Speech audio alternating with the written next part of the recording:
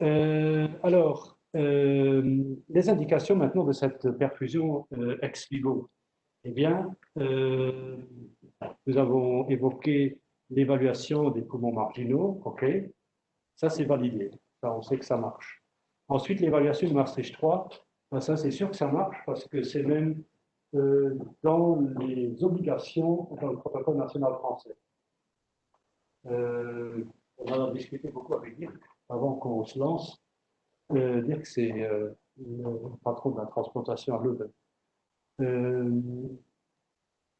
Eux, ils ont l'habitude de dire avec l'expérience que bon, bah, quand un poumon est bon, on n'a pas besoin de s'embêter à sophistiquer les choses, on peut le prendre et le transplanter.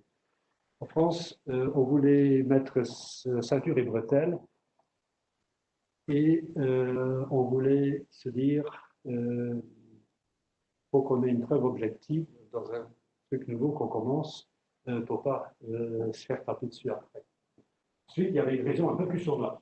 C'est dit, ils sont tellement frileux pour la perfusion ex vivo parce que, écoute, les directeurs d'hôpitaux qui sont déjà dans le rouge, ils ne veulent pas mettre la main au porte-monnaie. Il ne fallait pas compter sur la direction générale de l'offre des soins ou la sécurité sociale pour payer ça. Donc, il fallait trouver un nombre de leviers pour forcer la main. Et donc, en fait, c'est nous, transplanteurs, qui avons demandé cette obligation de perfusion ex vivo pour que le code de remboursement existe. Sinon, après, on pourra un peu déborder. Et il faut savoir qu'il y a beaucoup d'endroits où l'état de fait précède l'état de droit. Alors, troisième point, améliorer la conservation de poumons standards. Eh bien, ça s'est prouvé aussi. Ça fait 3-4 ans maintenant qu'on a une belle publication qui a montré comparaison de donneurs standards avec des bons poumons. La moitié ont été préservés à l'ancienne sur un bateau de glace. L'autre moitié a été mise dans la machine à perfusion ex vivo et on a une diminution de ce œdème de reperfusion quand on utilise la machine.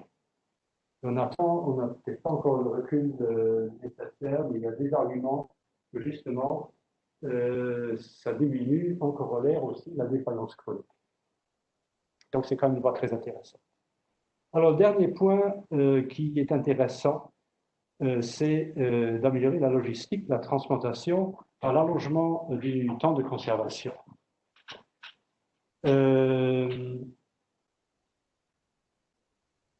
Voilà de quoi on parle. On a montré la machine où on a pu effectivement pousser. Une fois qu'on l'avait à Strasbourg, on a vite débordé et on s'est vu comment on est organisé. Une transplantation, on aimait bien transplanter la nuit parce que au moins ça ne perturbait pas le programme réglé. Parce que le pire qui puisse arriver, c'est la transplantation qui demande sur le matin. Là, il y a subitement des coups de fil, donc vous pouvez servir les petits déjeuners. Ensuite, à midi, quand la transplantation est terminée, tous les malades ont mangé et on ne sait plus où les caser dans le programme. Nightmare. Donc, on a commencé déjà à tricher, à prélever en fin de nuit, à les mettre sur la machine dans un coin, sans regarder la personne. Et on bourrait un peu sur la première salle pour avoir fini à 4 heures pour pouvoir régler. Et hop, on a installé la transplantation. Ce qui fait que finalement, ça se passait bien parce que à 11 heures du soir, c'était terminé. Les gens vont pas au dodo à 11 heures du soir, ça, le chef de service, il s'en lave les mains. Et donc, il y a, premier avantage, le programme réglé est fait, et deux, on n'a pas besoin de mettre les gens en repos le lendemain. Par contre, si on transplante la nuit, ça déborde sur le jour, ça court vers 3-4 interventions programmées, qu'on met 3 semaines à rattraper. Et si par malheur on a travaillé toute la nuit, ben, théoriquement, que ceux qui ont travaillé doivent rentrer chez eux. Nous, on était avantagés en tant que professeurs parce qu'on avait un statut où rien n'était clair, donc nous, on avait le droit de continuer à travailler, mais les autres, il fallait qu'on les renvoie. Donc, ce que ça nous a beaucoup séduit. Eh bien, Toronto a eu la même idée.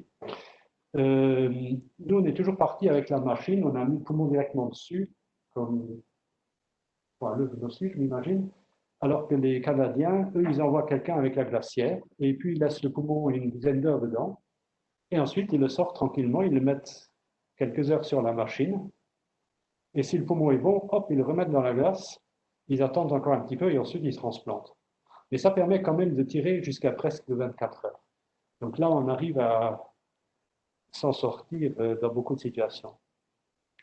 Et cette façon de faire, est-ce qu'elle est dangereuse? Eh bien non, puisque là encore, la même équipe de Toronto nous montre une comparaison des résultats selon que les poumons étaient conservés moins ou plus de 12 heures. Eh ben, la durée d'hospitalisation est la même, la durée du séjour en réa est la même, le taux d'œdème de reperfusion est la même et la survie est la même. Donc finalement, il n'y a pas de raison de ne pas le faire si ça améliore les choses. Alors ça améliore les choses, oui. J'ai déjà longuement parlé de l'amélioration de la logistique, de déplacer ça dans le fin d'après-midi. Ça, c'est l'idéal. Pour nous, ce qu'on faisait, en fait, après, on allait se boire une bière tous ensemble et on attendait la première radio pour être sûr qu'il n'y a pas de problème. Et ensuite, on allait se coucher, il me semble, de personne. Ensuite, le deuxième truc qui est intéressant, avec l'amélioration des techniques utilisées dans les labos d'histocompatibilité, on a quand même de plus en plus de patients qui ont des anticorps anti-HLA, notamment tous ceux qui ont des transfusions, toutes les dames qui ont eu des enfants. Il y a une transfusion photomaternelle au moment de l'accouchement. Et ça peut jouer des tours en post-op immédiat ou à moyen terme. Dans le rein, on sait ça depuis longtemps, et parce que dans le temps, les rénales, on les préparait justement par des transfusions en moment, etc. Donc, pour le rein, la règle, en compte déjà, de faire ce qu'on appelle le cross-match, c'est-à-dire de mettre le sérum de l'un en contact avec les lymphocytes de l'autre et voir si ça s'agglutine ou pas. Avec le poumon, si on a juste 6 heures pour tout faire, ben on n'a pas le temps de le faire.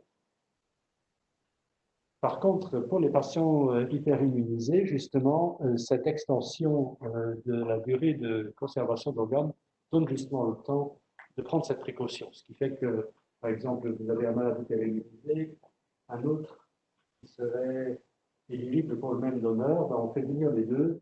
Si l'hyperimmunisé a un cross-match négatif, ben il faut le prendre lui parce qu'il a moins de chances de trouver un autre greffon dans un temps raisonnable.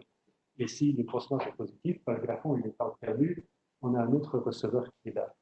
Et ensuite, ça permet aussi d'élargir le périmètre de prélèvement. En France, ça ne joue pas.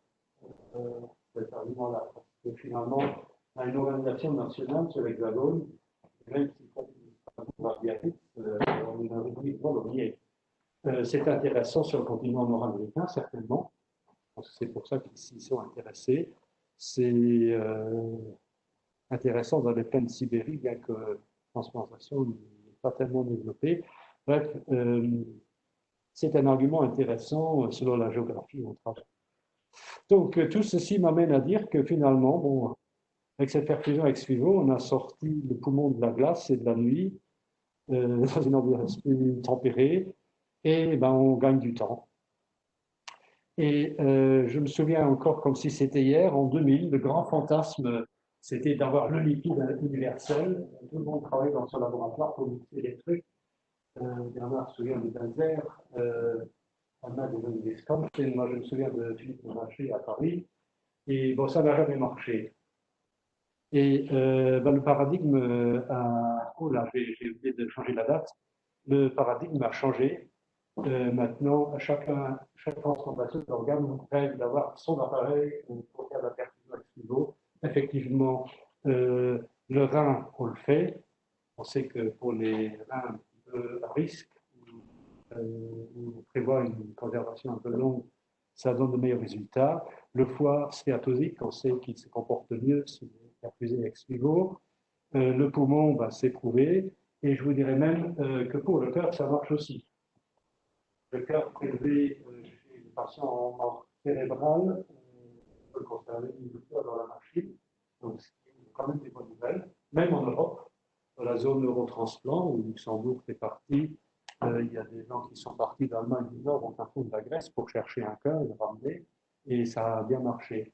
Et là où ça devient vraiment Frankenstein, une fois de plus, c'est qu'avec ces machines, on a aussi commencé, une douzaine d'années maintenant, à prélever des cœurs après arrêt cardiaque, donc catégorie Maastricht 3.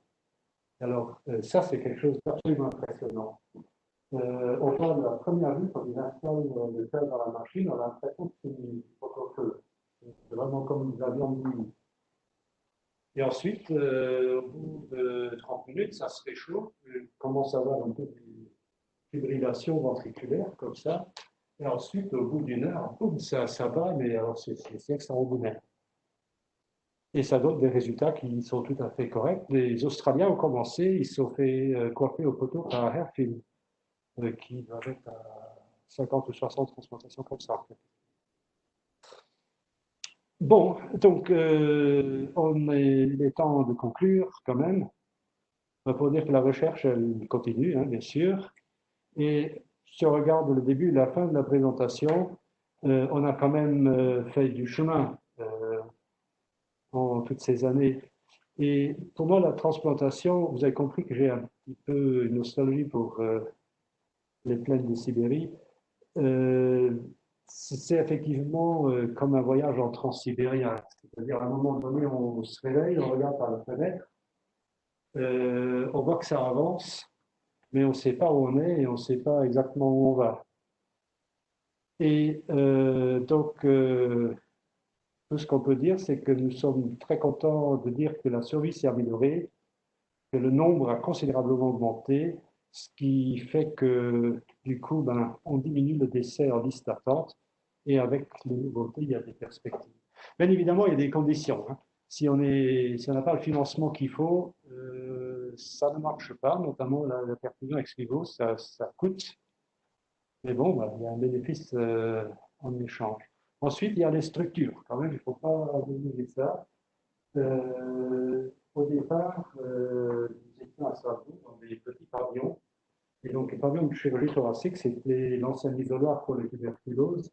Donc, c'était assez folklorique quand il fallait faire un scanner la nuit, il fallait une SAMU, il fallait qu'on transplante dans un autre bâtiment.